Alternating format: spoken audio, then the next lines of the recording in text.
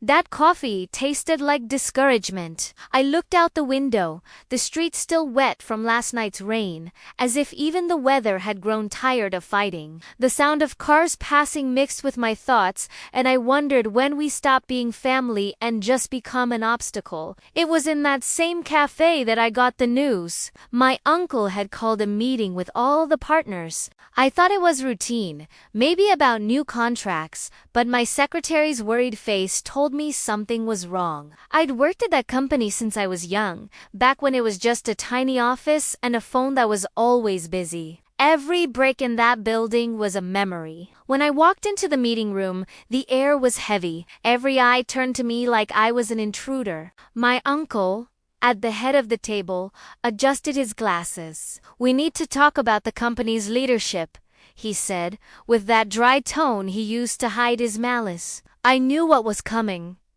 My cousins were there, arms crossed, exchanging glances. It was a setup. I tried to remember all the times I'd helped tame the late nights I'd spent reviewing reports while they slept. All of that seemed to have been erased. "You're the youngest, and you think you can boss us around," my uncle shouted, slamming his hand on the table. His voice echoed inside me. I stayed calm and simply said, "It's not about bossing anyone, it's about taking care of what we built together."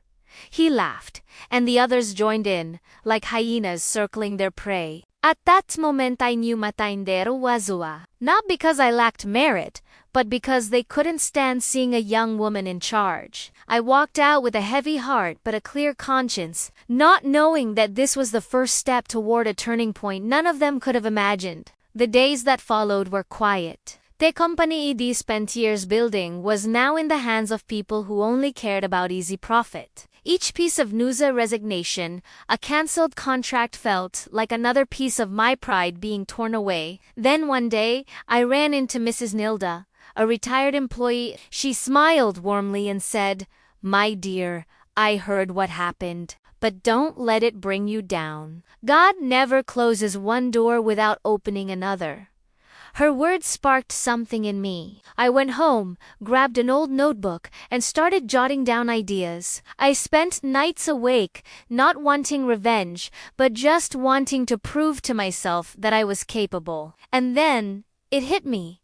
I would start my own company. From scratch. The next day, I sold my car, gathered what little money I had, and rented a small office. People called me crazy. I just smiled and said, "The real madness is living without trying."